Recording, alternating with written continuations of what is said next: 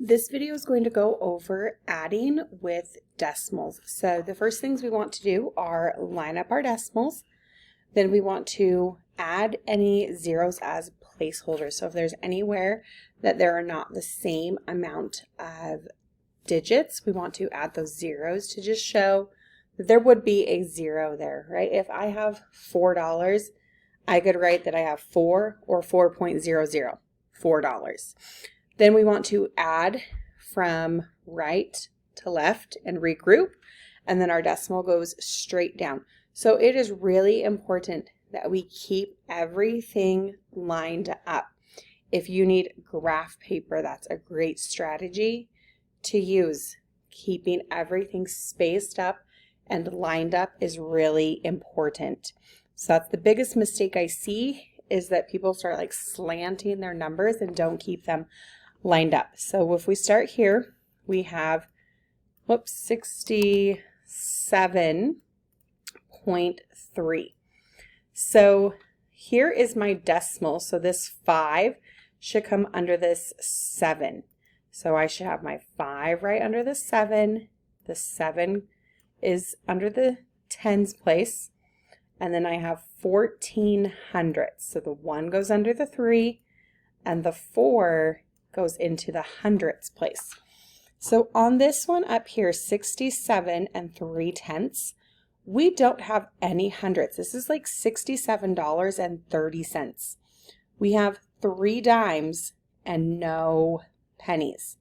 So we're going to put that 0 there to show we have nothing in that place. That 0 does not change it. There was nothing there. 0 is nothing. So now we're going to go ahead and add these up.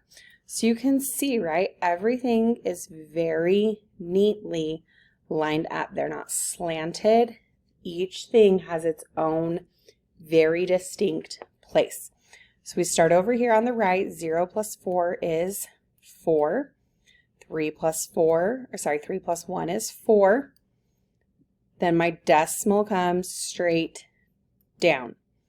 7 plus 5 is 12. So now I need to regroup anything 10 or more.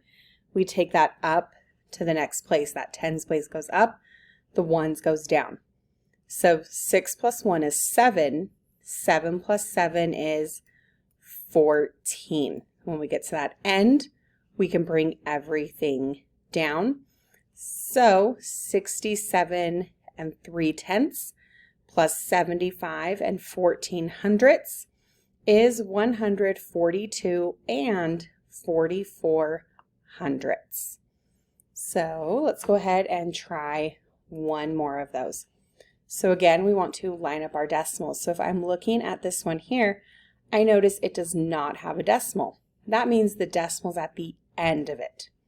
So I have 400, well, that was a very, very large 4 there.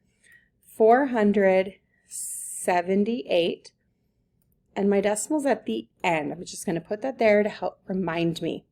So I can see the 39 needs to go under this 78.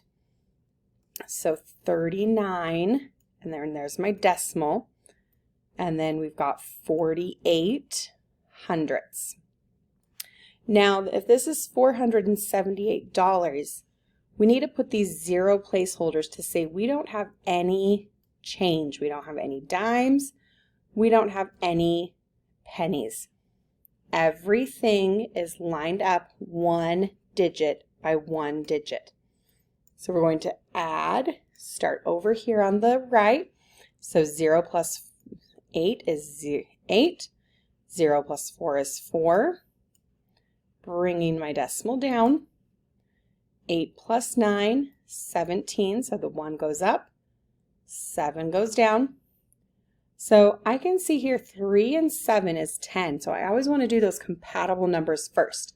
So 7 and 3 is 10, 1 more is 11, so I need to regroup. 4 and 1 is 5, so 517 48 hundredths. So remember to line up, add those placeholders, regroup, so make sure everything is set, and then bring your decimal straight down.